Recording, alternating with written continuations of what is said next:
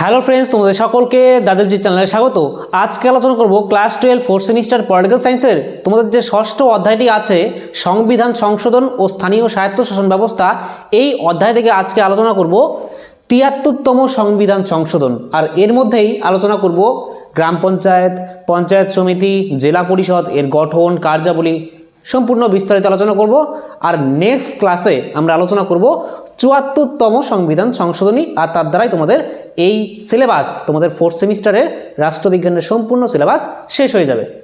দেখো তাহলে প্রথমে দেখো যে এই ৭৩তম সংবিধান সংশোধনী, আমরা আগের ক্লাসে পড়েছিলাম যে সংবিধান কিভাবে সংশোধিত হয় তার ৩টা পদ্ধতি, আর সেটা কত নম্বর আর্টিকেলে দেওয়া ছিল? 368। আর এর মধ্যে দুটি পদ্ধতি ছিল। এই 368, এই যে ৩৬৮ নং ধারা, এর মধ্যে দুটি পদ্ধতি ছিল, আর একটা পদ্ধতি ছিল সেটা হচ্ছে সাধারণ সংখ্যাগরিষ্ঠতা।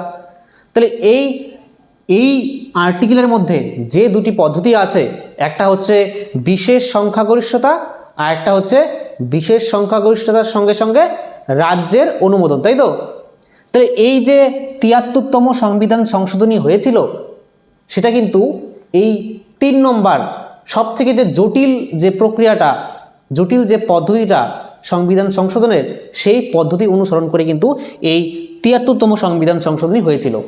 অর্থাৎ এই যে সংবিধান সংশোধনী এখন আলোচনা করব, বুঝবে যে এটা হয় ১৯৯২ সালে। ১৯৯২ সালে প্রথমে এটা ২২শে ডিসেম্বর এটা লোকসভাতে উত্থাপন করা হয়, ঠিক আছে? লোকসভাতে। তাহলে আমি বলেছিলাম সংবিধান সংশোধন করতে গেলে কি করতে হয়? প্রথমে লোকসভা বা রাজ্যসভার যে কোনো একটা কক্ষে উত্থাপন করতে হয় সেই সংবিধান সংশোধনী বিলটি। তাহলে ঠিক তেমন এই যে ৭৩তম সংবিধান সংশোধনী হয়েছিল, এই ৭৩তম, এখানে ৭৩তম কেন লেখা থাকে? অর্থাৎ ভারতের সংবিধান যে তৈরি করা হয়েছিল, যেটা ২ বছর ১১ মাস ১৮ দিন সময় লেগেছিল, তখন তো সংবিধান লেখা হয়ে গেছিল। তারপরে ওই সংবিধানের মধ্যে পরে যতবার চেঞ্জ হয়েছে, যতবার কিছু পরিবর্তন করা হয়েছে, তখন কিন্তু তার পিছনে সংবিধান সংশোধনীর নাম্বার দেওয়া হয়েছে। যে প্রথম সংবিধান সংশোধনী, অর্থাৎ সংবিধানে যখন প্রথমবার কিছু পরিবর্তন করতে হয়েছিল, তখন সেটার নাম হয়েছিল প্রথম সংবিধান সংশোধনী। তারপরে দ্বিতীয়বার যখন সংবিধানের মধ্যে কোনো কিছু পরিবর্তন বা চেঞ্জ করতে হয়েছিল, তখন তার নাম হয়ে গেল দ্বিতীয় সংবিধান সংশোধনী। এভাবে করতে করতে ১, ২, ৩, ৪, ৫, ৬ করতে করতে ৭৩তম বার যখন সংবিধানে কিছু চেঞ্জ করতে হয়েছিল, তখন সেটা হয় ৭৩তম সংবিধান সংশোধনী, আর যেটা হয়েছিল ১৯৯২ সালে। তাহলে ১৯৯২ সালের ২২শে ডিসেম্বর লোকসভায় উত্থাপন করা হয়েছিল এই সংবিধান সংশোধনী বিলটি। তারপরে লোকসভায় আর কি পাশ হয়ে যায় এই দিন। তারপরে ২৩শে ডিসেম্বর এটা চলে যায় রাজ্যসভায়, ঠিক আছে? রাজ্যসভাতেও এটা পাশ হয়ে যায়। তাহলে ১৯৯২ সালের ২২শে ডিসেম্বর লোকসভায় পাশ হয়ে যায়, আর ২৩শে ডিসেম্বর রাজ্যসভায় পাশ হয়ে যায়, ঠিক আছে? কি পদ্ধতিতে? সেই বিশেষ সংখ্যাগরিষ্ঠতা, অর্থাৎ যে বলতে পারো স্পেশাল মেজরিটি, তার দ্বারা। অর্থাৎ সেই যে লোকসভা এবং রাজ্যসভার যে মোট সদস্য আছে, তার অর্ধেকের বেশি, অর্থাৎ 50% প্লাস 1, এবং তার সঙ্গে সঙ্গে সেই কক্ষের মধ্যে উপস্থিত এবং ভোটদানকারী 2/3 অর্থাৎ 2/3 অংশ যখন সেটাকে সমর্থন জানাবে সেই বিলটিকে, তখন সেটা পাশ হয়ে গেছিল। তাহলে ঠিক তেমন এই দুটি কক্ষেই কিন্তু এই বিলটি এভাবে পাশ হয়েছিল, 50% প্লাস 1 আর 2/3 এর সমর্থন। তারপরে সেই বিলটি কোথায় গিয়েছিল? সেই বিলটি গিয়েছিল রাজ্যের অনুমোদনের জন্য। আমি বলেছিলাম যে ৩ নম্বর পদ্ধতিতে বিশেষ সংখ্যাগরিষ্ঠতা এবং রাজ্যের অনুমোদন, অর্থাৎ অর্ধেক রাজ্যের যদি অনুমোদন পেয়ে যায় এই বিলটি, তাহলে সেই বিলটি সংশোধন হয়ে যায়। তাহলে সেটা চলে যায় পরে রাজ্যের আইনসভার মধ্যে, অর্থাৎ রাজ্যের বিধানসভার মধ্যে। তারপরে এই বিলটিতে কিন্তু, এই ৭৩তম সংবিধান সংশোধনী এই বিলটিতে কিন্তু ১৭টি রাজ্য সমর্থন জানিয়ে দেয়। আমি বলেছিলাম যে অর্ধেক যদি রাজ্য অনুমোদন দিয়ে দেয়, সমর্থন জানিয়ে দেয়, তাহলে আর বাকি রাজ্যের জন্য বসে থাকা যাবে না, সেই বিলটিকে ধরা হবে যে পাশ হয়ে গেছে। তাহলে ১৯৯২ সালে ১৭টি রাজ্য সমর্থন জানিয়ে দিয়েছিল এই বিলটির সপক্ষে, অর্ধেকের বেশি, তার জন্য কিন্তু সেই বিলটি পাশ হয়ে যায়। তারপরে সেটা রাষ্ট্রপতির কাছে যায়, ঠিক আছে? লোকসভাতে পাস হয়, রাজ্যসভায় পাস হয়, রাজ্যের অর্ধেকের অনুমোদন পায়, তারপরে প্রেসিডেন্টের কাছে যায় অর্থাৎ রাষ্ট্রপতির কাছে যায়, স্বাক্ষর হয়ে যায়। আর এই যে ৭৩তম সংবিধান সংশোধনী বিলটি সেটা আইনে রূপান্তরিত হয়ে যায়। এর জন্য এটাকে বলা হয় ৭৩তম সংবিধান সংশোধনী ১৯৯২। ঠিক আছে, এখন এটা কিন্তু পরীক্ষায় যদি প্রশ্ন আসে যে এই ৭৩তম সংবিধান সংশোধনী কবে প্রণীত হয়, কত সালে প্রণীত হয়, তাহলে মনে রাখবে ১৯৯২ সালে এটা প্রণীত হয়। যদি প্রশ্ন আসে যে এই ৭৩তম সংবিধান সংশোধনী কত সালে কার্যকর হয় বা বলবৎ হয়, তাহলে কিন্তু ১৯৯২ সালে হবে না, হয়ে যাবে ১৯৯৩ সালে ২৪শে এপ্রিল। এদিন কিন্তু কার্যকর হয়, কার্যকর বা বলবৎ হয়। অর্থাৎ এই যে ৭৩তম সংবিধান সংশোধনীর মধ্যে যা যা বলা হয়েছে সেটা এই দিন থেকে কার্যকর। একটা কথা মনে রাখবে যে এই ৭৩তম সংবিধান সংশোধনীর মাধ্যমে কত নম্বর অধ্যায় বা অংশ যুক্ত হয় ভারতের সংবিধানে, মনে রাখবে যে নবম অংশ বা অধ্যায়, যে কোনো বলো, অধ্যায় কিন্তু যুক্ত হয়। ঠিক আছে, তাহলে ৭৩তম সংবিধান সংশোধনীর মাধ্যমে সংবিধানে কোন অংশ যুক্ত হয়, মনে রাখবে যে নবম অংশ বা অধ্যায় যুক্ত হয়। আর এর মধ্যে কি লেখা আছে, এই ৭৩তম সংবিধান সংশোধনী কিসের সাথে সম্পর্কিত, মনে রাখবে যে গ্রামীণ স্বায়ত্তশাসন ব্যবস্থা। কিসের সাথে? গ্রামীণ স্বায়ত্তশাসন ব্যবস্থা, স্বায়ত্তশাসন ব্যবস্থা এর সাথে কিন্তু এটা সম্পর্কিত। গ্রামীণ স্বায়ত্তশাসন ব্যবস্থা অর্থাৎ এখানে পঞ্চায়েতি রাজ ব্যবস্থার সঙ্গে যুক্ত। কিসের সাথে? পঞ্চায়েতি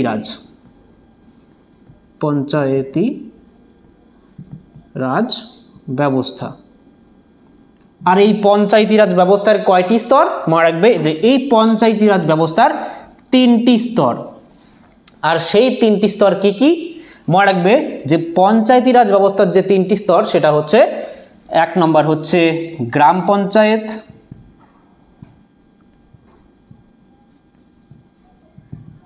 ২ নম্বর হচ্ছে পঞ্চায়েত সমিতি,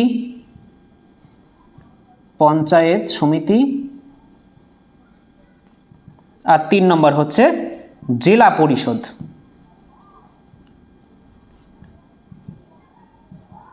তাহলে এটা মনে রাখবে যে এই যে ৭৩তম সংবিধান সংশোধনী সেটা গ্রামীণ স্বায়ত্তশাসন ব্যবস্থা, শহরের না, কিন্তু শহরেরটা আসবে হচ্ছে ৭৪তম সংবিধান সংশোধনী, যেটা নেক্সট ক্লাসে আলোচনা করব।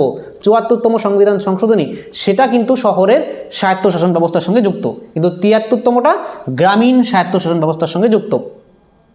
আর গ্রামীণ স্বায়ত্তশাসন ব্যবস্থাকে বলা হয় পঞ্চায়েতি রাজ ব্যবস্থা। আর এই পঞ্চায়েতি রাজ ব্যবস্থার ৩টি স্তর কি কি, প্রথম স্তর হচ্ছে গ্রাম পঞ্চায়েত, দ্বিতীয় স্তর হচ্ছে পঞ্চায়েত সমিতি, আর তৃতীয় স্তর বা সর্বোচ্চ স্তর হচ্ছে জেলা পরিষদ। ঠিক আছে, এটা মাঝের স্তর বলা যায়, মাঝের বা দ্বিতীয় স্তর। ঠিক আছে, আর প্রথম বা সর্বনিম্ন স্তর যেটাকে বলা হয়। আর জেলা পরিষদ হচ্ছে সর্বোচ্চ স্তর, সর্বোচ্চ বা সর্বশেষ একটা বলো। ঠিক আছে, তাহলে সর্বোচ্চ স্তর মনে রাখবে যে যদি কোশ্চেন আসে যে পঞ্চায়েতি রাজ ব্যবস্থার কয়টি স্তর, ৩টি স্তর কি কি, গ্রাম পঞ্চায়েত, পঞ্চায়েত সমিতি, জেলা পরিষদ। প্রথম স্তরের নাম হচ্ছে, মনে রাখবে পরপর কিন্তু এভাবেই হবে। প্রথম স্তর যদি তুমি বলে দাও পঞ্চায়েত সমিতি তাহলে কিন্তু ভুল। প্রথম স্তর সবসময় গ্রাম পঞ্চায়েতই হবে, বা সর্বনিম্ন স্তর কিন্তু এই গ্রাম পঞ্চায়েতই হবে। মাঝের স্তর বা দ্বিতীয় স্তর সবসময় এই পঞ্চায়েত সমিতি হবে, আর সর্বোচ্চ স্তর বা সর্বশেষ স্তর সেটা হচ্ছে জেলা পরিষদ। তাহলে মনে রাখবে পরপর কিন্তু এভাবেই হবে। ঠিক আছে, উল্টাপাল্টা লিখলে হবে না কিন্তু। তাহলে এবার এই 3টিরই গঠন কার্যাবলী আলোচনা করব।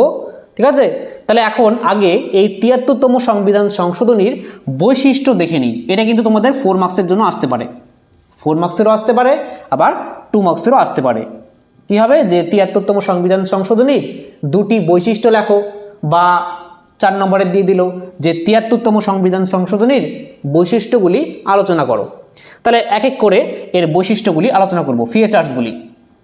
তাহলে এই আইনের বৈশিষ্ট্য হচ্ছে প্রথম যে ত্রিস্তরীয় ব্যবস্থা। তাহলে আমি বললামই যে এই যে ৭৩তম সংবিধান সংশোধনী, এর দ্বারা ভারতের সংবিধানের মধ্যে নবম অধ্যায় বা নবম অংশ যুক্ত করা হয়েছে। আর এই সংবিধান সংশোধনের মাধ্যমে এর মধ্যে আছে গ্রামীণ স্বায়ত্তশাসন ব্যবস্থা, যেটাকে বলা হয় পঞ্চায়েতি রাজ ব্যবস্থা, আর যার 3টা স্তর। তাহলে এটা এর জন্যই বলা হয়েছে ত্রিস্তরীয় ব্যবস্থা। যেহেতু এই পঞ্চায়েতি রাজ ব্যবস্থার 3টা স্তর, এর জন্যই এর একটা বৈশিষ্ট্য হচ্ছে এই আইনের যে ত্রিস্তরীয় ব্যবস্থা। এই যে গ্রাম পঞ্চায়েত, এই গ্রাম পঞ্চায়েত কিন্তু কয়েকটি গ্রাম, ঠিক আছে, একটি বা কয়েকটি গ্রাম মিলে গ্রাম পঞ্চায়েত গঠিত হয়। পঞ্চায়েত সমিতি কিভাবে গঠিত হয়? পঞ্চায়েত সমিতি গঠিত হয় প্রত্যেকটা ব্লকের আন্ডারে, ঠিক আছে। তুমি কোনো একটা ব্লকের আন্ডারে থাকো, তাই না? তাহলে অনেকগুলি কয়েকটি গ্রাম মিলে একটা ব্লক হয়, আর সেই ব্লকের আন্ডারে প্রতিটি ব্লকের আন্ডারে কিন্তু একটা করে পঞ্চায়েত সমিতি থাকে, ঠিক আছে। আর প্রত্যেকটি জেলা স্তরে থাকে হচ্ছে জেলা পরিষদ। তাহলে কোন স্তরে কোন ভাগটা থাকে মনে রাখবে, গ্রামীণ স্তরে বা এক বা একাধিক গ্রাম নিয়ে গ্রাম পঞ্চায়েত গঠিত হয়, ব্লক স্তরে থাকে হচ্ছে পঞ্চায়েত সমিতি, আর জেলা স্তরে থাকে হচ্ছে জেলা পরিষদ, ঠিক আছে। তাহলে ত্রিস্তরীয় ব্যবস্থা, এটা হচ্ছে প্রথম বৈশিষ্ট্য। নেক্সট হচ্ছে যে গ্রাম সভা। কারণ গ্রাম সভা কি, এটা কিন্তু 2 মার্কসের কোশ্চেন আসতে পারে, ঠিক আছে, যে গ্রাম সভা কি। তাহলে গ্রাম সভা হচ্ছে সেই যে গ্রাম পঞ্চায়েত, সেই গ্রাম পঞ্চায়েতের এলাকার, ঠিক আছে, গ্রাম পঞ্চায়েত এলাকার যে বলতে পারো যে ভোটদাতা, যেমন আমি যেই গ্রাম পঞ্চায়েতের আন্ডারে আছি, আমি যেই গ্রাম পঞ্চায়েতের বাসিন্দা, অঞ্চলের বাসিন্দা, তাহলে আমিও কিন্তু এই গ্রাম সভার একজন সদস্য। যেহেতু আমার ভোটাধিকারের বয়স হয়ে গেছে, 18 বছর প্লাস হলেই সবাই ভোট দিতে পারে। তাহলে সেই গ্রাম পঞ্চায়েত এলাকার, তুমি এখন তোমার বাড়িতে জিজ্ঞাসা করবে যদি না জানো যে কোন গ্রাম পঞ্চায়েতের আন্ডারে তুমি আছো, তাহলে সেখানে যারা যারা ভোট দিতে পারে তারা সকলেই কিন্তু গ্রাম সভার সদস্য, ঠিক আছে। আর গ্রাম সভার আর কি বছরে 6 মাস অন্তর অন্তর কিন্তু অধিবেশন বসা দরকার, এটা বলা হয়েছে। নেক্সট দেখো যে আসন সংরক্ষণ। তাহলে এই ৭৩তম সংবিধান সংশোধনীর মাধ্যমে কি করা হয়, যে আসন সংরক্ষণ করা হয়। কাদের জন্য? যারা পিছিয়ে পড়া। কারা?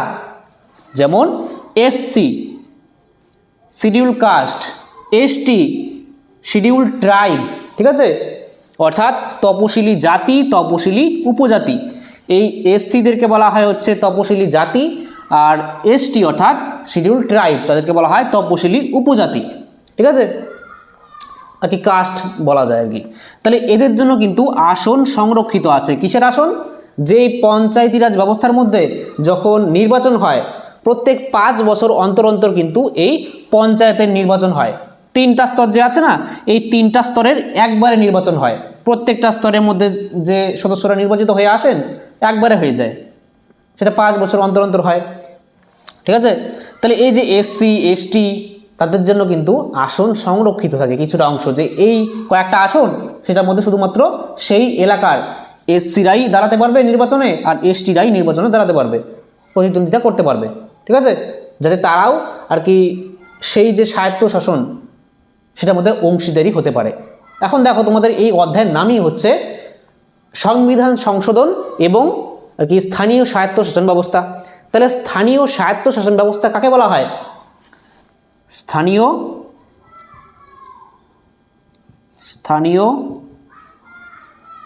স্বায়ত্ত শাসন ব্যবস্থা। তাহলে স্থানীয় স্বায়ত্তশাসন ব্যবস্থা এটা কি? স্থানীয় স্বায়ত্তশাসন ব্যবস্থা হচ্ছে যে একটা নির্দিষ্ট এলাকার মধ্যে, নির্দিষ্ট অঞ্চলের মধ্যে সেই স্থানীয় বাসিন্দাদের দ্বারাই পরিচালিত যে শাসন ব্যবস্থা সেটাই হচ্ছে কি? সেটাই হচ্ছে স্থানীয় স্বায়ত্তশাসন ব্যবস্থা। স্বায়ত্তশাসন অর্থাৎ নিজেদেরকে নিজেরাই শাসন, স্বশাসনের যে অধিকার, ঠিক আছে, যেমন আমাদের গ্রামের মধ্যে একটা গ্রামের মধ্যে গ্রাম পঞ্চায়েত গঠিত হয়, আর প্রত্যেক 5 বছর এই গ্রাম পঞ্চায়েতের নির্বাচন হয়, প্রত্যেক 5 বছর অন্তর অন্তর। তাহলে এইখানের মানুষেরা এখান থেকেই এই এলাকার মধ্যেই একজন প্রতিনিধি দাঁড়ায়, আর তাকেই আমরা নির্বাচিত করি, তাই না? আমাদের অঞ্চলে গ্রামের মধ্যে থাকে গ্রাম পঞ্চায়েত। যারা শহরে আছো তোমরা হয়তো জানবে না, গ্রামের মধ্যে কিন্তু গ্রাম পঞ্চায়েত দেখা যায়। যারা শহরে আছো তারা কিন্তু গ্রাম পঞ্চায়েত সম্পর্কে অতটা নাও জানতে পারো, ঠিক আছে? কারণ শহরে কিন্তু গ্রাম পঞ্চায়েত থাকে না, শহরে থাকে হচ্ছে পৌরসভা, মিউনিসিপ্যালিটি, যেটা পরের ক্লাসে আলোচনা করব ৭৪তম সংবিধান সংশোধনীর মাধ্যমে, ঠিক আছে? তাহলে গ্রামে যারা থাকো, বেশিরভাগ ছাত্রই আশা করি তোমরা গ্রামে থাকো, তাহলে গ্রামে কিন্তু গ্রাম পঞ্চায়েত দেখা যায়। আর সেই গ্রাম পঞ্চায়েতে কিন্তু সেই এলাকার সদস্যরাই, সেই এলাকা থেকেই প্রতিনিধি দাঁড়ায়, আর সেই এলাকার সদস্যরাই ভোট দিয়ে তাকে নির্বাচিত করে। তাহলে নিজেদের এলাকার মধ্যে নিজেরাই শাসন ব্যবস্থা পরিচালনা করছে সেই এলাকার, আর তার মাধ্যমে তাদের এলাকার যে সমস্যা আছে সেই সমস্যাগুলিকে সমাধান করার চেষ্টা করছে। তাহলে এটাই হচ্ছে স্থানীয় স্বায়ত্তশাসন ব্যবস্থা।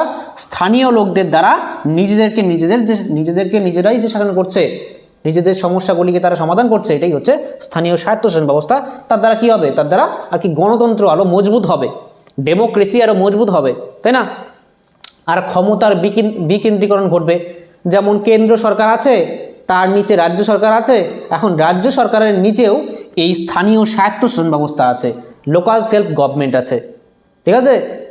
বলতে গেলে ভারতে এখন ত্রিভুজাকারের মতো যদি বলা যায়, সবার উপরে আছে কেন্দ্র সরকার, তারপরে রাজ্য সরকার, আর তারও নিচে একদম নিচে হচ্ছে এই স্থানীয় স্বায়ত্তশাসন ব্যবস্থা। শহরের মধ্যে পৌরসভা, আর গ্রামের মধ্যে আর কি পঞ্চায়েতি রাজ ব্যবস্থা, ঠিক আছে? ছোট ছোট শহরের মধ্যে পৌরসভা, আবার বড় বড় শহরের মধ্যে কিন্তু পৌরসভা দেখা যায় না, তখন সেখানে দেখা যায় হচ্ছে পৌর নিগম, মিউনিসিপ্যাল কর্পোরেশন, ঠিক আছে? সেটা পরে আলোচনা করব।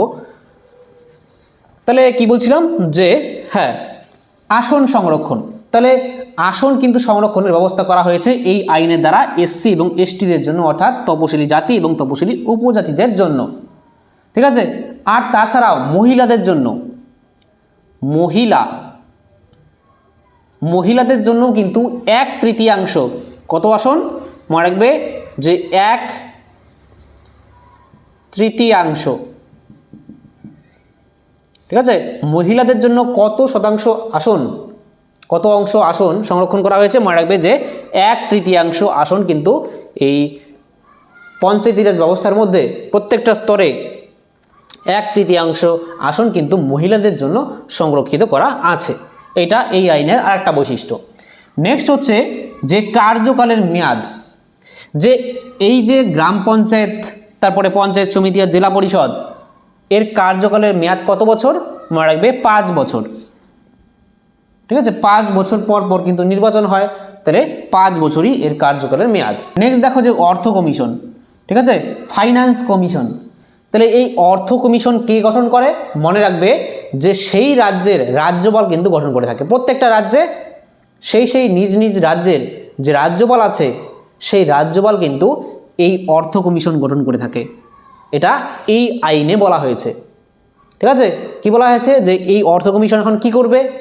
এই অর্থ কমিশন রাজ্য সরকার এবং এই যে পঞ্চায়েতি যে রাজ ব্যবস্থার মধ্যে যে বডিগুলি আছে, 3টি বডি আছে, এদের কাছে যাতে অর্থ আসে, আর অর্থ কীভাবে ডিস্ট্রিবিউশন হবে, ভাগ হবে, তা কিন্তু এই অর্থ কমিশন ঠিক করে দেয়, ঠিক আছে? অর্থ কমিশন আর কি দেখে আর কি আর্থিক যে সচ্ছলতা সেটা যাতে বজায় থাকে এই গ্রাম পঞ্চায়েত, পঞ্চায়েত সমিতি এবং জেলা পরিষদে, তা কিন্তু দেখা এই অর্থ কমিশনের কাজ, ঠিক আছে?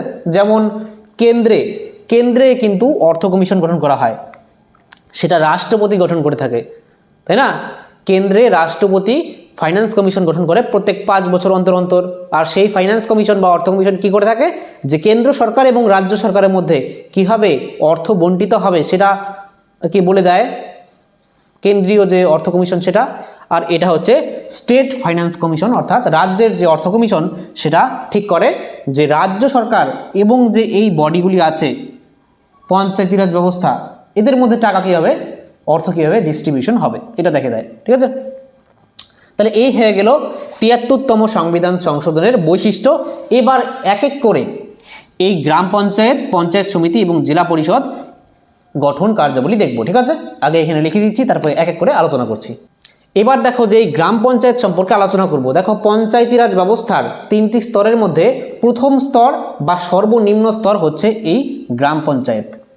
আর এর গঠন দেখো যে গ্রাম পঞ্চায়েত কি, যে একটা গ্রাম বা কয়েকটি গ্রাম মিলে কিন্তু একটা গ্রাম পঞ্চায়েত গঠিত হয়।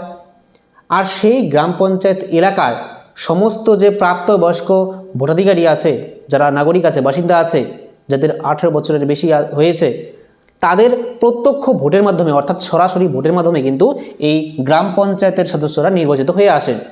আর এর সদস্য কতজন থাকতে পারেন? গ্রাম পঞ্চায়েতের সদস্য ৫ থেকে ৩০ জন থাকতে পারেন। ঠিক আছে, সর্বনিম্ন ৫ আর সর্বোচ্চ ৩০ জন থাকতে পারেন। আর এর মধ্যে একজন কিন্তু পরে প্রধান হন। ঠিক আছে, আর এর কার্যকালের মেয়াদ হচ্ছে ৫ বছর, এটা মনে রাখবে। এবার দেখো যে কার্যাবলী কী কী কাজ করে থাকে, ভেরি ভেরি ইম্পর্টেন্ট। গ্রাম পঞ্চায়েতের কিন্তু কার্যাবলী আসতে পারে, তোমাদের 2 মার্কসেও আসতে পারে, 4 মার্কসেও আসতে পারে। ঠিক আছে, এভাবে আসবে 4 মার্কসের আসলে যে গ্রাম পঞ্চায়েতের গঠন ও কার্যাবলী আলোচনা করো, আর 2 মার্কসের আসলে যে গ্রাম পঞ্চায়েতের 2টি কাজ লেখো, এভাবে আসতে পারে। তাহলে দেখো গ্রাম পঞ্চায়েতের কাজকে 3টি ভাগে ভাগ করে আলোচনা করা যায়। একটা হচ্ছে অবশ্য পালনীয় কার্যাবলী, যেটা অবশ্যই করতে হবে। নেক্সট হচ্ছে স্বেচ্ছাধীন কার্যাবলী, ইচ্ছা অনুযায়ী কাজটা করবে স্বেচ্ছাধীন। আরটা হচ্ছে অর্পিত কার্যাবলী, অর্থাৎ এই গ্রাম পঞ্চায়েতের উপরে কিছু কাজ অর্পণ করা হবে, তাকে করতে দায়িত্ব দেওয়া হবে, যেটা রাজ্য সরকার আর কি দিয়ে থাকে। তাহলে প্রথমে দেখো যে অবশ্য পালনীয় কর্তব্য বা অবশ্য পালনীয় কাজ, কোনগুলি কাজ করতেই হবে। দেখো পানীয় জল সরবরাহ, সেই গ্রাম পঞ্চায়েতের এলাকার মধ্যে পানীয় জল মানুষ যে খাবে সেই জল যাতে সরবরাহ থাকে সেটার ব্যবস্থা করতে হবে গ্রাম পঞ্চায়েতের। রাস্তা তৈরি ও সংস্কার, রাস্তা তৈরি করতে হবে, যদি ভেঙে যায় সেটাকে আবার নতুন করে সংস্কার করতে হবে। তারপরে মহামারী প্রতিরোধ, মহামারী যদি সৃষ্টি হয় যেমন করোনা, তখন পদক্ষেপ নিতে হবে যাতে মহামারী থেকে মানুষেরা কী করতে পারে, যে উদ্ধার হতে পারে। নেক্সট হচ্ছে জল নিকাশি ব্যবস্থা, জল নিকাশি ব্যবস্থা যাতে ভালো থাকে সেটার ব্যবস্থা করতে হবে। প্রাথমিক শিক্ষার সুযোগ বৃদ্ধি করতে হবে। ঠিক আছে, নেক্সট হচ্ছে স্বেচ্ছাধীন কার্যাবলী, তার মধ্যে পড়ে রাস্তায় আলোর ব্যবস্থা করা। ঠিক আছে, রাস্তার মধ্যে আলোর ব্যবস্থা করা, বর্তমানে দেখা যাচ্ছে গ্রামের মধ্যে সোলার লাইট লাগানো হচ্ছে, তাহলে এই ব্যবস্থাগুলি করে থাকে। তারপরে হাট ও বাজার স্থাপন, গ্রামের মধ্যে হাট বাজার স্থাপন, এটা হচ্ছে স্বেচ্ছাধীন কার্যাবলীর মধ্যে পড়ে। বৃক্ষরোপণ ও বনজ সম্পদ সংরক্ষণ, এটাও স্বেচ্ছাধীন কার্যাবলীর মধ্যে পড়ে। তারপরে কূপ, পুকুর, জলাশয় খনন। 100 দিনের যে কাজ হয়, তোমরা যদি দেখে থাকো 100 দিনের কাজে কি হয়, অনেক জায়গায় মাটি কাটা হয়, পুকুর খনন করা হয়, তাই না? তাহলে গ্রাম পঞ্চায়েতই কিন্তু সেই কাজগুলি করায়, তাই না? তাহলে এটা স্বেচ্ছাধীন কাজের মধ্যে পড়ে। নেক্সট হচ্ছে অর্পিত কার্যাবলী, অর্থাৎ যেই কাজগুলি রাজ্য সরকার এই গ্রাম পঞ্চায়েতকে দিয়ে থাকে, তার উপরে অর্পণ করে থাকে। যেমন সরকারি উন্নয়ন প্রকল্প বাস্তবায়ন, কোনো একটা সরকারি উন্নয়ন প্রকল্প, সেই প্রকল্পটা যাতে গ্রাউন্ড লেভেলে স্থানীয় মানুষেরা যাতে সুবিধা পায় তার জন্য সেই প্রকল্পটা বাস্তবায়নের জন্য কিন্তু গ্রাম পঞ্চায়েতকে কাজে লাগায়। নেক্সট হচ্ছে দারিদ্র দূরীকরণ কর্মসূচি, দরিদ্রকে দূর করার জন্য গ্রামীণ স্তরে কোনো কর্মসূচি যদি গ্রহণ করে রাজ্য সরকার, তারা কিন্তু সেই কাজগুলি করে থাকে। নেক্সট হচ্ছে সামাজিক কল্যাণমূলক কাজ পরিচালনা, তারা সামাজিক কল্যাণের জন্য কোনো যদি কাজ পরিচালনা করতে বলা হয় রাজ্য সরকার কর্তৃক, তারা কিন্তু সেই কাজও করে থাকে। এগুলো হচ্ছে অর্পিত কার্যাবলীর মধ্যে পড়ে। তাহলে এই কার্যাবলী তোমরা মনে রাখবে। এবার দেখো যে আয়ের উৎস, এটা কিন্তু তোমাদের 2 মার্কসের আসতে পারে। ঠিক আছে, ভেরি ভেরি ইম্পর্টেন্ট। গ্রাম পঞ্চায়েত, পঞ্চায়েত সমিতি, জেলা পরিষদ, এই 3টিরই আয়ের উৎস 2 মার্কসের জন্য ইম্পর্টেন্ট। দেখো ফার্স্ট হচ্ছে যে কেন্দ্র ও রাজ্য সরকার, এই যে গ্রাম পঞ্চায়েত এই যে পানীয় জল সরবরাহ করবে, রাস্তা তৈরি করবে, রাস্তা সংস্কার করবে, ঠিক আছে, মহামারী প্রতিরোধ করবে, জল নিকাশি ব্যবস্থা করবে, তাহলে এই যে কাজগুলি করবে, এই কাজগুলি করতে গেলে অর্থের প্রয়োজন। তাহলে সেই অর্থটা কোত্থেকে আসবে, আয়ের উৎসটা কি সেটাই এখন আলোচনা করব। তাহলে এই পঞ্চায়েত, গ্রাম পঞ্চায়েত কোথা থেকে আয় করে থাকে, কোথা থেকে অর্থ আসে তার কাছে? ফার্স্ট হচ্ছে কেন্দ্র ও রাজ্য সরকার, কেন্দ্র সরকার এবং রাজ্য সরকার গ্রাম পঞ্চায়েতকে অর্থ অনুদান দেবে। তারপরে পঞ্চায়েত সমিতি আর জেলা পরিষদ, ঠিক আছে, এই গ্রাম পঞ্চায়েতের উপরে আছে হচ্ছে পঞ্চায়েত সমিতি, আর তার উপরে আছে জেলা পরিষদ, তাই না? সর্বনিম্ন তো বা প্রথম স্তর হচ্ছে গ্রাম পঞ্চায়েত, তার উপরে পঞ্চায়েত সমিতি, তার উপরে জেলা পরিষদ। তাহলে উপরের দুটি স্তর অর্থাৎ পঞ্চায়েত সমিতি আর জেলা পরিষদ, এই দুইও অনুদান দিয়ে থাকে এই গ্রাম পঞ্চায়েতকে। আর তাছাড়া কেন্দ্র সরকার এবং রাজ্য সরকার তো দিয়ে থাকেই, ঠিক আছে না? নেক্সট হচ্ছে কেন্দ্র ও রাজ্য সরকার কর্তৃক প্রদত্ত ঋণ। আগেরটা ছিল অনুদান, এবার হচ্ছে ঋণ, ঠিক আছে? ঋণ নেবে, যেটাকে পরে কিন্তু শোধ করতে হবে। নেক্সট হচ্ছে যে গ্রাম পঞ্চায়েত কর্তৃক আরোপিত কর। এখন গ্রাম পঞ্চায়েত কিন্তু সেই গ্রামীণ এলাকার মধ্যে, সেই পঞ্চায়েত এলাকার মধ্যে কিন্তু অনেক কর, ট্যাক্স আরোপ করে থাকে। শুল্ক, যানবাহনের লাইসেন্স ফি, এই সমস্ত থেকেও কিন্তু আয় করে থাকে এই গ্রাম পঞ্চায়েত। তাহলে এই তিনটি আয়ের উৎস মনে রাখবে, ঠিক আছে? তাহলে এবার আলোচনা করব আমরা পঞ্চায়েত সমিতির গঠন, কার্যাবলী এবং আয়ের উৎস। এখন দেখো পঞ্চায়েত সমিতি সম্পর্কে আলোচনা করব, যে গঠন, কার্যাবলী এবং আয়ের উৎস। পঞ্চায়েতি রাজ ব্যবস্থার দ্বিতীয় স্তর বা মাঝের স্তর বলা হয় এই পঞ্চায়েত সমিতিকে। আর প্রত্যেকটা ব্লকের আন্ডারে একটা কিন্তু পঞ্চায়েত সমিতি গঠিত হয়, এটা মনে রাখবে, ঠিক আছে? দেখো গঠন প্রথমে দেখা যাক, পঞ্চায়েত সমিতির গঠন কেমন, যে এর মধ্যে কোন কোন সদস্য থাকে। দেখো এই পঞ্চায়েত সমিতির মধ্যে প্রথমে কারা কারা থাকে, ব্লকের অন্তর্গত প্রতিটি গ্রাম থেকে অনধিক 3 জন নির্বাচিত সদস্য। তুমি কোনো না কোনো একটা ব্লকের আন্ডারে রয়েছো, তাহলে সেই ব্লকের, ঠিক আছে, যদি গ্রামে থেকে থাকো তাহলে যেই ব্লকের আন্ডারে তুমি যেই গ্রামে থাকো সেই গ্রাম থেকে অনধিক মানে সর্বাধিক 3 জন নির্বাচিত সদস্য কিন্তু থাকবে, ঠিক আছে? নেক্সট হচ্ছে ব্লকের অন্তর্গত গ্রাম পঞ্চায়েতের সমস্ত প্রধানগণ। একটা ব্লক আমি বলেছিলাম যে অনেকগুলি, একটি গ্রাম বা কয়েকটি গ্রাম মিলে পঞ্চায়েত সমিতি গঠিত হয়, আর কি গ্রাম পঞ্চায়েত গঠিত হয়, ঠিক আছে? এমন অনেকগুলি পঞ্চায়েত সমিতি অর্থাৎ গ্রাম পঞ্চায়েত, ঠিক আছে, গ্রাম পঞ্চায়েত নিয়ে একটা ব্লক গঠিত হয়। ব্লকের মধ্যে অনেকগুলি কি থাকে, যে গ্রাম পঞ্চায়েত থাকে। আর প্রত্যেকটা গ্রাম পঞ্চায়েতের মধ্যে আর কি নির্বাচনের পরে একজন করে কিন্তু প্রধান হন, ঠিক আছে, পঞ্চায়েত প্রধান হন। তাহলে এমন এই যে ব্লক, ঠিক আছে, এই গ্রাম পঞ্চায়েত থেকে একজন প্রধান, এই গ্রাম পঞ্চায়েত থেকে একজন প্রধান, এই গ্রাম পঞ্চায়েত থেকে একজন প্রধান, এমন করে সেই ব্লকের আন্ডারে সমস্ত প্রধানগণ কিন্তু এই পঞ্চায়েত সমিতির সদস্য হন। তারপরে ব্লক এলাকার যে এই ব্লকটা আছে, এই ব্লক এলাকার লোকসভা, রাজ্যসভা বা বিধানসভার সদস্য যদি থেকে থাকে তাহলে তারাও পঞ্চায়েত সমিতির সদস্য। ধরো এই ব্লকের মধ্যে একজন ব্যক্তি আছেন, ঠিক আছে, যিনি লোকসভার সদস্য, তাহলে তিনি কিন্তু পঞ্চায়েত সমিতিরও সদস্য হয়ে যাবে, ঠিক আছে? একজন ধরো বিধায়ক আছেন এই জায়গায়, এই ব্লকের আন্ডারে, তাহলে সেই বিধায়ক কিন্তু পঞ্চায়েত সমিতির সদস্য হয়ে যাবে। ধরো এখানে কোনো একজন ব্যক্তি যিনি রাজ্যসভার সদস্য আছেন, তাহলে তিনিও পঞ্চায়েত সমিতির সদস্য হয়ে যাবেন সেই ব্লকের মধ্যে, ঠিক আছে? যেই ব্লকের মধ্যে তিনি আছেন সেই ব্লকের পঞ্চায়েত সমিতির তিনি সদস্য হয়ে যাবেন। তিনি তো লোকসভার সদস্য থাকবেনই, রাজ্যসভার সদস্য থাকবেনই, বিধানসভার সদস্য থাকবেনই, তার সঙ্গে সঙ্গে সেই ব্লকের পঞ্চায়েত সমিতির সদস্য হয়ে যাবেন। নেক্সট হচ্ছে ব্লক এলাকার নির্বাচিত জেলা পরিষদের সদস্যগণ, ঠিক আছে? ব্লক এলাকার নির্বাচিত, দেখো গ্রাম পঞ্চায়েত, পঞ্চায়েত সমিতি, তারপরে জেলা পরিষদ। তাহলে এখন ব্লক, অনেকগুলি জেলা মিলে আর কি, একটা জেলার মধ্যে অনেক ব্লক থাকে, ঠিক আছে? এটা ধরো জেলা, আর এই জেলার মধ্যে গঠিত হয়, জেলা স্তরে আছে জেলা পরিষদ, আর তার মধ্যে থাকে অনেকগুলা ব্লক, ঠিক আছে? আর প্রত্যেকটা ব্লকের মধ্যে অনেক আছে পঞ্চায়েত, গ্রাম পঞ্চায়েত, বুঝা গেল? সবচেয়ে বড় হচ্ছে জেলা স্তরের জেলা পরিষদ, আর তার মধ্যে থাকে অনেকগুলি ব্লক, আর প্রত্যেকটা ব্লকের মধ্যে কী থাকে, গ্রাম পঞ্চায়েত থাকে। তাহলে সেই যে ব্লক এলাকার, এই যে ব্লক এলাকার মধ্যে যদি নির্বাচিত জেলা পরিষদের সদস্যগণ থেকে থাকে, ধরো জেলা পরিষদের নির্বাচন হয়েছিল, তাহলে সেই জেলা পরিষদের সদস্য যদি এই ব্লকের মধ্যে যদি থেকে থাকে, ধরো এই ব্লকের মধ্যে এই সদস্য তিনি এই ব্লকের মধ্যে আছেন, কিন্তু তিনি জেলা পরিষদের সদস্য, তাহলে জেলা পরিষদের সদস্য হওয়া সত্ত্বে তিনি কিন্তু এই পঞ্চায়েত সমিতিরও সদস্য হয়ে যাবেন, ঠিক আছে?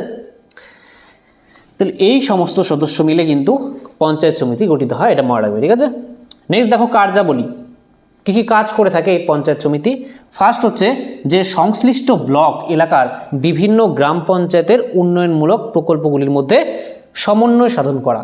তাহলে এই যে ব্লকটা আছে, ব্লকের মধ্যে অনেকগুলি আর কি গ্রাম পঞ্চায়েত আছে, সেই গ্রাম পঞ্চায়েতের, ঠিক আছে, বিভিন্ন গ্রাম পঞ্চায়েতের উন্নয়নমূলক প্রকল্পগুলির মধ্যে বিভিন্ন উন্নয়নমূলক প্রকল্প চলছে, প্রজেক্ট চলছে, গ্রামে সরকারি প্রজেক্ট চলছে, তার মধ্যে একটা কানেকশন, সমন্বয় সাধন করা কিন্তু এই পঞ্চায়েত সমিতির কাজ। ঠিক আছে, সুষ্ঠুভাবে যাতে কাজ হচ্ছে কি না তা দেখা। নেক্সট কাজ হচ্ছে যে গ্রাম পঞ্চায়েতগুলির বার্ষিক বাজেট পরীক্ষা ও অনুমোদন করা। তাহলে গ্রাম পঞ্চায়েত যে আছে, গ্রাম পঞ্চায়েতগুলি মানে বললামই যে ব্লক, একটা ব্লকের মধ্যে পঞ্চায়েত সমিতি গঠিত হয়। তাহলে এই ব্লকের মধ্যে যেহেতু পঞ্চায়েত সমিতি গঠিত হয়েছে, তাহলে তার মধ্যে যে গ্রাম পঞ্চায়েতগুলি আছে সেই গ্রাম পঞ্চায়েতগুলিকে তো অর্থ দিতে হবে, তাই না? তাহলে সেই যে বার্ষিক বাজেট সেটা পরীক্ষা করা এবং অনুমোদন করা, এটা কে করে থাকে? পঞ্চায়েত সমিতি করে থাকে। নেক্সট কাজ কি? যে কৃষি, পশুপালন, কুটির শিল্প ও সামাজিক উন্নয়নমূলক কাজের জন্য পরিকল্পনা গ্রহণ, এটা একটা কাজ। নেক্সট দেখো যে প্রাকৃতিক দুর্যোগের সময় দুর্দশাগ্রস্ত মানুষের ত্রাণের ব্যবস্থা করা। ঠিক আছে, ত্রাণ অর্থাৎ এর মধ্যে প্রাকৃতিক দুর্যোগ, ধরো ভূমিকম্প হলো, ঠিক আছে, তারপরে যদি কোনো মানুষের ক্ষতিগ্রস্ত হয়ে যায় তাদের পাশে আর কি দাঁড়ানো, সাহায্য করা। তাহলে সেই সাহায্যের হাত বাড়িয়ে দেওয়া এই পঞ্চায়েত সমিতির আরেকটা কাজ। এবার দেখো যে আয়ের উৎস। ফার্স্ট হচ্ছে যে কেন্দ্র ও রাজ্য সরকার, কেন্দ্র সরকারও দিয়ে থাকবে অনুদান আর রাজ্য সরকারও অনুদান দিয়ে থাকে, এবং জেলা পরিষদ কর্তৃক প্রদত্ত অনুদান ও ঋণ, অনুদানও দিয়ে থাকে কোনো কাজ করার জন্য, আবার ঋণও দিয়ে থাকে। তাহলে এই কোত্থেকে টাকা পায় পঞ্চায়েত সমিতি? কেন্দ্র সরকার, রাজ্য সরকার আর জেলা পরিষদ। ঠিক আছে, নেক্সট হচ্ছে রাজ্য সরকার প্রদত্ত ভূমি রাজস্বের অংশ। তাহলে রাজ্য সরকার যে আছে, এই ব্লকটা যেই রাজ্যে আছে, ধরো পশ্চিমবঙ্গ রাজ্যে এই ব্লকটা আছে, তাহলে পশ্চিমবঙ্গ যে সরকার, রাজ্য সরকার, সেই রাজ্য সরকার যে রাজস্ব ট্যাক্স যে আদায় করে জনগণের কাছ থেকে, সেই ভূমি রাজস্বের, ঠিক আছে, কিছুটা অংশ এই পঞ্চায়েত সমিতিকে দেবে। আর হচ্ছে হাট বাজারের লাইসেন্স, তারপরে যানবাহনের রেজিস্ট্রেশন ফি, এগুলি থেকেও অনেক কর আরোপ করে আর কি আয় করে থাকে এই পঞ্চায়েত সমিতি। আর অনেক আছে, ঠিক আছে, আমি এই তিনটি লিখিয়ে দিলাম, তোমরা 2 মার্কসের জন্য এগুলি ইম্পর্টেন্ট। ঠিক আছে, 2 মার্কসের জন্য আয়ের উৎস, কার্যাবলী তোমাদের 2 মার্কসেরও আসতে পারে, আর গঠন আর কার্যাবলী এটা কিন্তু 4 মার্কসের আসতে পারে। ঠিক আছে, যে পঞ্চায়েত সমিতির গঠন ও কার্যাবলী আলোচনা করে এভাবে 4 মার্কসের আসতে পারে। ঠিক আছে, তাহলে এবার আলোচনা করব জেলা পরিষদ, এর গঠন, কার্যাবলী আর আয়ের উৎস। এখন আলোচনা করব জেলা পরিষদ সম্পর্কে, যে এই জেলা পরিষদ হচ্ছে পঞ্চায়েতি রাজ ব্যবস্থার সর্বোচ্চ স্তর বা সর্বশেষ স্তর। দেখো এর গঠন কি, জেলা পরিষদ কাদের নিয়ে গঠিত হয়? দেখো জেলা স্তরে গঠিত হয় জেলা পরিষদ। ঠিক আছে, ধরো এটা জেলা স্তরে আছে জেলা পরিষদ, তার মধ্যে অনেক ব্লক আছে। ঠিক আছে, ব্লক স্তরে গঠিত হয় আর কি পঞ্চায়েত সমিতি, আর প্রত্যেকটা ব্লকের মধ্যে কি থাকে? যে অনেক গ্রাম পঞ্চায়েত থাকে। ঠিক আছে, একটি গ্রাম বা কয়েকটি গ্রাম, ঠিক আছে, একটি গ্রাম নিয়ে একটা গ্রাম পঞ্চায়েত হতে পারে, আবার কয়েকটি গ্রাম নিয়ে একটা গ্রাম পঞ্চায়েত হতে পারে, আর অনেকগুলি গ্রাম পঞ্চায়েত নিয়ে একটা ব্লক হয়, আর ব্লক স্তরে আছে পঞ্চায়েত সমিতি, আর অনেকগুলি পঞ্চায়েত আর কি অনেকগুলি ব্লক নিয়ে আর কি একটা জেলা গঠিত হয়, আর সেই জেলা স্তরে আছে এই জেলা পরিষদ। দেখো ফার্স্ট হচ্ছে জেলার অন্তর্গত, ধরো এই জেলা আলিপুরদুয়ার জেলা, তাহলে এই জেলার অন্তর্গত প্রতিটি ব্লক থেকে, ধরো আলিপুরদুয়ার জেলার মধ্যে 6টি ব্লক আছে। ঠিক আছে, টোটাল, তাহলে এই 6টি ব্লক থেকেই অনধিক 3 জন নির্বাচিত সদস্য। ঠিক আছে, প্রত্যেকটি ব্লক থেকে, ধরো আমাদের আলিপুরদুয়ার ডিস্ট্রিক্টে, আমি যে ডিস্ট্রিক্টে থাকি সেখানে 6টি ব্লক আছে। ঠিক আছে, 4, 5, 6, আর তার মধ্যে অনেকগুলি গ্রাম পঞ্চায়েত আছে। ঠিক আছে, তাহলে এই প্রত্যেকটি অর্থাৎ 6টি ব্লক থেকেই 3 জন, অনধিক 3 জন অর্থাৎ সর্বাধিক 3 জন, এর থেকে বেশি সদস্য আসতে পারবে না, 3 জন নির্বাচিত সদস্য থাকতে হবে। এখান থেকে 3 জন নির্বাচিত সদস্য, এই ব্লক থেকে 3 জন নির্বাচিত সদস্য। ঠিক আছে, প্রত্যেকটা ব্লক থেকে অর্থাৎ 6টি ব্লক থেকেই নির্বাচিত 3 জন সদস্য আসবেন এই জেলা পরিষদের সদস্য রূপে। নেক্সট হচ্ছে জেলার অন্তর্গত, ধরো এই আলিপুরদুয়ার জেলার অন্তর্গত পঞ্চায়েত সমিতির সভাপতিগণ। তাহলে এই প্রত্যেকটা ব্লকের আন্ডারে পঞ্চায়েত সমিতি গঠিত হয়, আর সেই পঞ্চায়েত সমিতির যে সদস্যরা নির্বাচিত হয়ে আসেন তাদের মধ্যে কিন্তু একজন সভাপতি হন, যে পঞ্চায়েত সমিতির কি সভা পরিচালনা করেন তিনি হচ্ছেন সভাপতি। তাহলে এমন প্রত্যেকটি পঞ্চায়েত সমিতি থেকে সভাপতি আসবেন। তাহলে 6টি পঞ্চায়েত সমিতি থেকে 6 জন সভাপতি কিন্তু আসবেন, আর তিনি জেলা পরিষদের সদস্য হবেন। নেক্সট হচ্ছে জেলার অন্তর্গত লোকসভা, রাজ্যসভা আর বিধানসভার সদস্য। যদি এই আলিপুরদুয়ার ডিস্ট্রিক্টের মধ্যে কোনো লোকসভার সদস্য থেকে থাকে, রাজ্যসভার সদস্য থেকে থাকে বা বিধানসভার সদস্য থেকে থাকে, তাহলে তারা সবাই এই জেলা পরিষদের সদস্য। ঠিক আছে, এটা সবাই জেলা পরিষদের সদস্য। এবার দেখো কার্যাবলী, কী কাজ করে থাকে এই জেলা পরিষদ। কৃষি, শিক্ষা, স্বাস্থ্য, সেচ ও সামাজিক কল্যাণ সংক্রান্ত উন্নয়ন পরিকল্পনা গ্রহণ ও বাস্তবায়ন। তাহলে কৃষিক্ষেত্রে, ঠিক আছে, সেই জেলার মধ্যে কৃষি বিষয়ে, শিক্ষা বিষয়ে, স্বাস্থ্য বিষয়ে, সেচ, সামাজিক কল্যাণ সংক্রান্ত উন্নয়ন পরিকল্পনা গ্রহণ করবে। ঠিক আছে, সেই জেলার মধ্যে অনেক উন্নয়নের জন্য পরিকল্পনা গ্রহণ করবে আর সেটা বাস্তবায়ন করবে। ঠিক আছে, এটা জেলা পরিষদের কাজ। নেক্সট কাজ হচ্ছে রাজ্য সরকার কর্তৃক অর্পিত বিভিন্ন প্রকল্প ও দায়িত্ব পালন। তাহলে এখন রাজ্য সরকার যে আছে, ধরো পশ্চিমবঙ্গ যে সরকার আছে, সেই পশ্চিমবঙ্গ সরকার যদি এই আলিপুরদুয়ার ডিস্ট্রিক্টের আন্ডারে যে জেলা পরিষদ আছে তাকে দায়িত্ব দেয় যে এই প্রকল্পটা রাজ্য সরকার গ্রহণ করেছে আর সেটা আর কি পালন করার জন্য, প্রকল্পটাকে ইমপ্লিমেন্ট করার জন্য, বাস্তবায়ন করার জন্য দায়িত্ব দিতে পারে। নেক্সট হচ্ছে গ্রাম পঞ্চায়েত আর পঞ্চায়েত সমিতির কাজকর্মের তদারকি করা এবং অনুদান প্রদান। তাহলে জেলা পরিষদ কি সর্বনিম্ন স্তরে আছে গ্রাম পঞ্চায়েত, তারপরে পঞ্চায়েত সমিতি, তারপরে জেলা পরিষদ। তাহলে জেলা পরিষদ যে আছে তিনি ব্লকের যে পঞ্চায়েত সমিতি আছে এবং তার মধ্যে যে গ্রাম পঞ্চায়েত আছে তারা কী কী কাজ করছে সেটা তদারকি করে। তদারকি অর্থাৎ দেখে তারা ঠিকমতো কাজ করছে কি না। ঠিক আছে, এবং অনুদান প্রদান করে, অনুদান অর্থাৎ আর্থিক দিক থেকে সাহায্য করে। নেক্সট হচ্ছে জল সরবরাহের ব্যবস্থা, মহামারী প্রতিরোধ আর দুর্যোগের সময়, ঠিক আছে, ত্রাণের ব্যবস্থা। কোনো দুর্যোগ সৃষ্টি হলো, ভূমিকম্প, সুনামি হলো, ঠিক আছে, বা মহামারী আসলো, তখন কিন্তু ত্রাণের ব্যবস্থা করা, সাহায্য দেবে এই জেলা পরিষদ। নেক্সট হচ্ছে এই যে কাজগুলি করবে তার জন্য অর্থের প্রয়োজন হয় জেলা পরিষদের। তাহলে জেলা পরিষদ কোত্থেকে আয় করে থাকে? আয়ের উৎস হচ্ছে, দেখো, ফার্স্ট হচ্ছে কেন্দ্র ও রাজ্য সরকার কর্তৃক প্রদত্ত অনুদান ও ঋণ। তাহলে কেন্দ্র সরকার যদি দেয় বা রাজ্য সরকার যদি দেয়, তাহলে সেই যে অনুদান, সেই ঋণ, এখান থেকে আয় হয়ে থাকে। তারপরে রাজ্য সরকার কর্তৃক প্রদত্ত ভূমি রাজস্বের অংশ, রাজ্য সরকার যে ভূমি রাজস্ব পেয়ে থাকে, ঠিক আছে, সেখান থেকে কিছুটা অংশ জেলা পরিষদকে দেয়। তারপরে যানবাহনের রেজিস্ট্রেশন ফি, যানবাহন যে রেজিস্ট্রেশন হয় সেখানে টাকা দিতে হয়, তাহলে সেটাও কিছুটা অংশ আর কি জেলা পরিষদ নেয়। তারপরে হাট বাজারের জন্য লাইসেন্স ফি, জেলা পরিষদ সেই জেলার আন্ডারে যদি কোনো হাট বাজার থাকে, সেখানে কোনো জায়গায় যদি থাকে যে লাইসেন্স দিতে হবে, লাইসেন্স ফি দিতে হবে, তাহলে সেই টাকাটা জেলা পরিষদ নিয়ে থাকে। ঠিক আছে, তাহলে এই সমস্ত জায়গা থেকে আয় করে থাকে। এছাড়া আরও আয়ের উৎস আছে, বইয়ের মধ্যে অনেক দেওয়া আছে, এগুলি 2 মার্কসের জন্য তোমরা রেডি করে রাখবে। ঠিক আছে, আয়ের উৎস 2 মার্কস আর 4 মার্কসের জন্য গঠন ও কার্যাবলী। হয়ে গেল। তাহলে আজকের ক্লাসটি এখানেই শেষ করছি, আর নেক্সট ক্লাসে আমরা আলোচনা করব 74তম সংবিধান সংশোধনী। ঠিক আছে, 74তম যে সংবিধান সংশোধনী আইন আছে তা সম্পর্কে আমরা নেক্সট ক্লাসে আলোচনা করব, আর তার মাধ্যমেই তোমাদের 6ষ্ঠ অধ্যায়টি সমাপ্ত হয়ে যাবে। তারপরে আমরা আর কি প্র্যাকটিস সেট দেখব। ঠিক আছে, কিছু আমি প্র্যাকটিস সেট আনবো 40 মার্কসের, তোমরা কিন্তু প্র্যাকটিস করতে পারো। ঠিক আছে, তাহলে আজকের ক্লাসটি তোমাদের কেমন লাগলো তোমরা কমেন্ট বক্সে আমাকে অবশ্যই লিখে জানাবে। আর ক্লাসটি যদি ভালো লেগে থাকে তাহলে অবশ্যই একটি লাইক করো, আর লাইক করে হাইপ অপশনে ক্লিক করে দাও। ঠিক আছে, যাতে আরও ছাত্রছাত্রীদের কাছে এই ভিডিওটি পৌঁছাতে পারে আর তারাও উপকৃত হয়। ঠিক আছে, তাহলে দেখা হচ্ছে নেক্সট ক্লাসে, ততক্ষণের জন্য বাই।